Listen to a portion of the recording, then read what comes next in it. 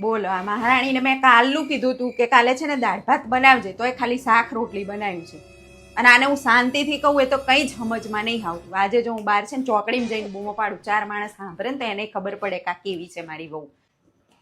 કિસ્સો હા મમ્મી બોલો.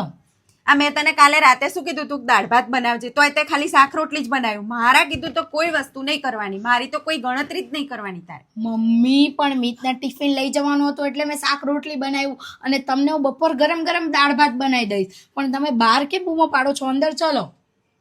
બહાર બૂમો પાડું ને તો જ આ સાંભળે, તો જ ખબર પડે આને. એ કામની એટલી ખોટી આદત છે ને, બહાર ઊભા રહીને 4 જણા સાંભળે ને એવી રીતે જોર જોરથી બોલશે.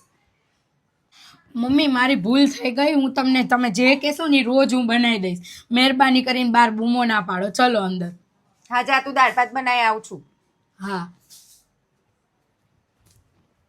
આ જોયું ને આમ જ સીધી થાય. બહાર આવીને બૂમો પાડું ને તો 4 માણસ શું કહેશે એની બીક લાગે. એને હા હું શું કે એની નહીં પડી, 4 માણાની પડી છે એટલે બહાર આવીને બૂમો પાડીએ ને તો જ આપણું સાંભળે. એટલે હવે આવું જ કરવાનું એને, તો જ સીધી થશે. અને હાલો દાળ ભાત ખાતી આવું હવે.